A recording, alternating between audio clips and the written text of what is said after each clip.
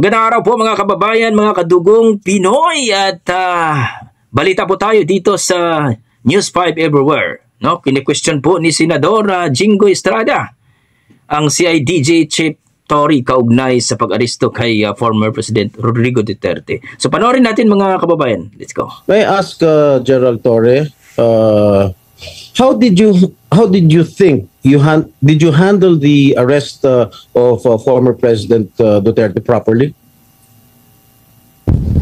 Yes, sir. I do, sir. It's proper. It was proper.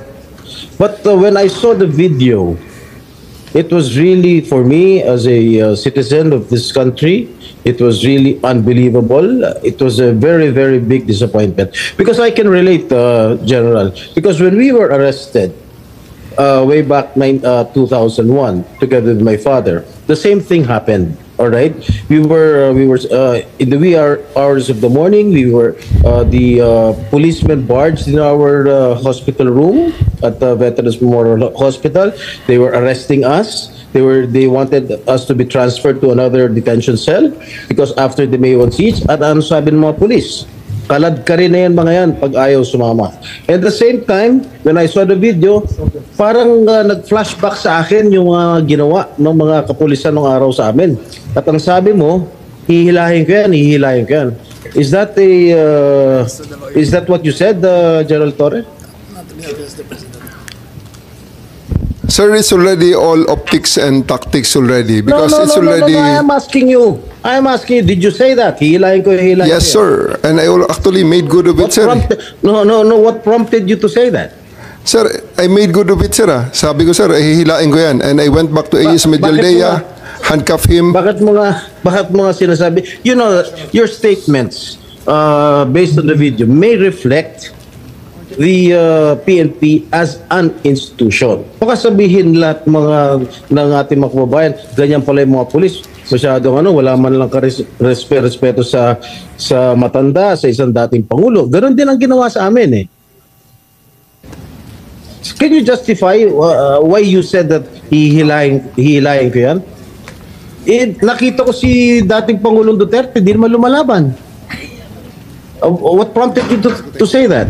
Mr. Senator, respectfully, the threat of hihilahin ko na yan was not towards the president, the former president.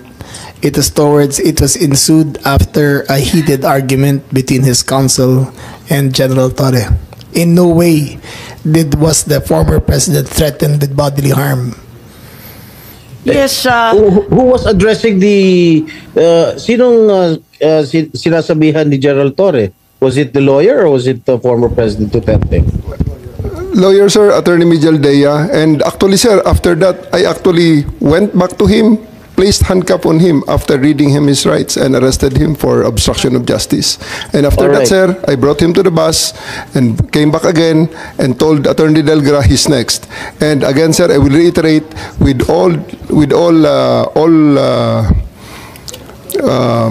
all credits goes to the former president because after he saw that I'm already very, very serious in bringing him into the plane, he said, okay, let's go. And I told Romy, the PSG, to just escort him and he went voluntarily to the bus that brought him to the plane. Sisingit lang ako Senator Jinggoy. Kasi binabasa ko dito yung standard operating ng PNP. Ang liwaliwanag naman eh. No torture, no force, no violence, threat, intimidation, or other means to vitiate the free will to be used against the arrested person. Di the more, sabi mo nga, ikaw na nag-admit forcefully.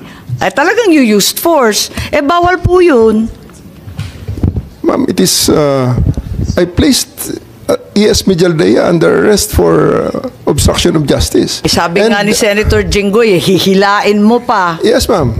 I did because I have to get into their heads to make them to make it very, very clear to them that we are already very, very serious of loading the president to the plane. General, pinapaliwanag mo, pero bawal ang paggagamit ng dahas, ng pananakot, ng intimidation, or any other means. Ang liwanag nasa kapulisan yan Just to be clear, operationally, there was obstruction of justice.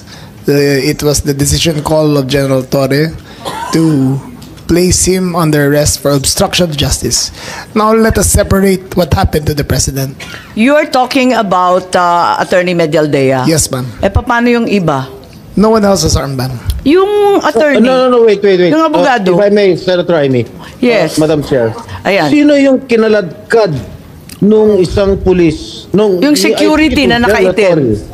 I think it was Gerald Torre na hinila yung isang abogado. Dalawa yun yung abogado, hinila yung upuan, di ba? Tapos yung nakaitim na secu, kinaladkad din. Si Attorney Delgra, sir, because he is next to be arrested, and because of that, the former President PRRD saw that I'm already that serious, and he said he prevented the situation from further deteriorating and escalating. So he said, "Let's go." Isn't he entitled to a counsel of his choice, General? Yes, sir. For 12 hours, he was there. Oh. Can't he speak to his client? Bigla niyo na lang... They are there for 12 hours, sir, speaking to each other. Ano? They are there for 12 hours speaking to each other, sir. One more thing that I noticed in the video, no? Ang sabi ni PRRD, papasukin niyo yung anak ko. Abogada siya. At ang sinabi mo, hindi ko siya papapasukin. Why not, Gerald Torre? That is a decision. That is my call, sir. That is my decision. Considering that he had already been assisted by 3 lawyers all throughout that time, sir. And gabi na ho yun, sir. The request was made at around mga 9 o'clock na, sir. 11 hours Gerald after Torre, ganito, the first arrest. Tanggalin mo na yung titulo ni Inday Sara. Kalimutan mo na siya na Vice President siya. Pagpalagay natin hindi siya Vice President. She is an immediate member of the family. Nung kami po ay nakakulong, ang immediate members of the family, 24 hours pwede bumisita sa amin, nakakulong kami. Ito, hindi pa nakakulong. Anak ito. Bakit hindi nyo pinapasok?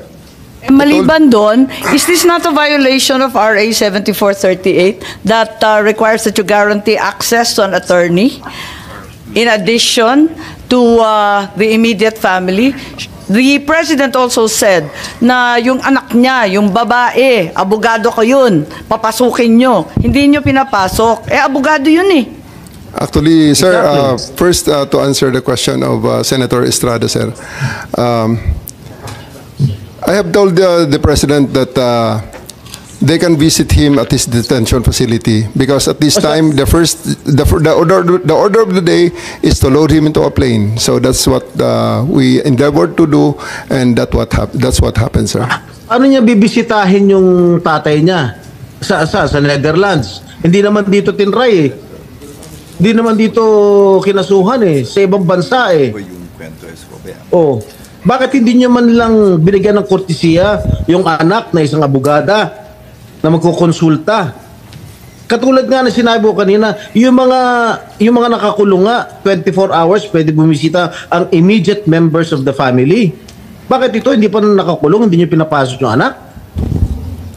Our mission at that time, sir, is to deliver him to the body who issued the warrant, sir. Nasa batas yan. Nasa batas yan, General. Immediate members of the family, lawyers, priests, etc., etc. I should know. Nanggaling ako dyan. Tapos ito, hindi naman nakakulong. Again, I am not defending President Duterte. I'm just explaining the rights of an accused. Because naging akusado rin ako. And I don't want that to happen to anybody else. Dapat naman nagbigay kayo ng konting kortesiya o respeto man lang sa mga dating presidente dahil naranasan namin yan. Nung kinulong po yung tatay ko, ganun din. Kawalang respeto ang mga pulis sa amin. Porket nawala na ba kami sa kapangyarihan, ganun na lang. Matanong ko naman siya, General, wag naman po sana mangyari, God forbid, sa pag sinapit ng ni President, pag sumapit ng ganitong sitwasyon si Presidente Marcos, gagawin mo rin ba yun sa kanya? I hope not. Ang liwanag po ng batas, kung ma-follow up ko lang si Senator Jinggoy, tama po siya. Hindi lang yung immediate family, medical doctor, pare or religious minister, any national non-government organization, ang CHR, international non-government accredited by the Office of the President. Lahat yan may access, pero pinagbawalan ninyo. On 2 counts, immediate family na, abogado pa niya. Bakit ganun?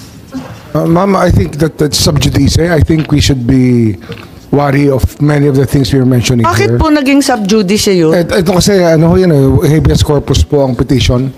So everything about the arrest will be asked by the Supreme Court. Kanina pa natin kung pwede pinag-uusapan yung aresto. Pero I think that we're just passing, parang lumalampas na po tayo sa boundary. Senator Jinggoy, pa? Ang sinasabi ko lang, the manner on how the former president was arrested, because ayoko naman mangyari sa darating na panahon na magkakaroon naman tayo ng ganyan. Sana makapagbigay lang ng korting kortesiya man lang, nakausapin yung mga abogado, pero nakausapin yung mga members ng immediate family niya, sana naman binigyan niya ng pagkakataon. Kaso mo, nung nakiusap si dating Pangulong Duterte na papasukin yung kanyang anak na abogada, tanggalin mo na hindi siya, na vice presidente siya, abogada at anak niya, member na immediate family, sana naman lang binigyan niya ng pagkakataon, makita niya yung tatay niya bago niyo siya isinakay sa plano. Yun lang naman yung sa akin. Masakit. Ako isang... Ayun nga, no, mga kababayan, mga kadugong Pinoy, no, at yun nga, kine-question talaga ni Senador Jinggoy Estrada. Kine-question ang pag-aresto ng ating dating Pangulong Rodrigo Duterte kung yun ba ay tama. So, para sa inyo mga kababayan, mga kadugong Pinoy, tama ba ang ginawa ni CIDG Chief Torre kaugnay sa pag-aresto ng ating former President Rodrigo Duterte? Please comment down below mga idol para ating pag-usapan, at sana huwag niyong kalimutan mag-like at subscribe dito sa News 5 Everywhere. No? Ayan po ating balita ngayon, at ingat po kayo lagi at God bless po at mabuhay po ang bansang Pilipinas. God bless po.